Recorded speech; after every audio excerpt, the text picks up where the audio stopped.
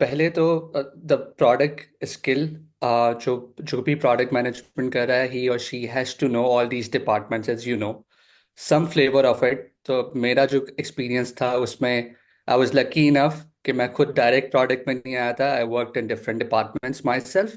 और काफ़ी लोगों को जब मैंने और स्टडी किया, पूछा, तो सबका ज़्यादा से ज़्यादा यही एक्सपीरियंस था। So if we go really back, तो जो प्रोडक्ट का रोल बहुत ज़्यादा फेमस हुआ था वो गूगल में मरीसा मेयर थी, जो इवेंचुअली याहू की सीईओ भी बनी। वो इंजीनियर थी। और उन्होंने यही प्रॉब्लम स्टेटमेंट देखा गूगल में कि हर डिपार्टमेंट सिर्फ अपने वर्क में ही फोकस है, उनके अपने ओकेआरस है, but nobody is looking at the big picture. What is your product look like in the end. तो वहां से वो रोल आया। इवेंट वैसे तो इसका स्टार्ट बिल्कुल एचपी से होता है, 1940 से। उन्होंने भी यही किया था। तो 1940 वेयर वी कुड से कि वहां से स्टार्ट हुआ। बट मरीसा मेयर ने उसे काफी पॉपुलराइज किया। उसी टाइम पे मार्टी केगन ने भी 29 पेजर की पीआरडी लिखी। फिर डैन ऑल्सन ने फिर एक पूरी बुक लिखी उसके ऊपर।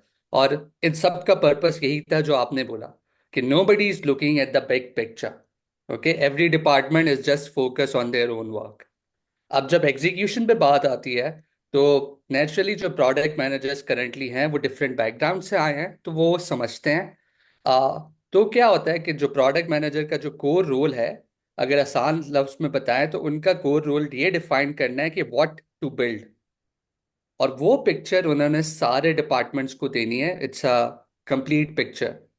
अगर वो नहीं दे पाते तो एलिफेंट सिंड्रोम होता है। तो कोई एलिफेंट का लेग देखेगा, कोई उसका जो है हॉर्न देखेगा, कोई कुछ और देखेगा, बट नोबडी नोज कि हम एलिफेंट बनाने जा रहे हैं। And to avoid that, product का जो पहला क्लियर रोल है, that is to clearly display that elephant that we want to build to everyone.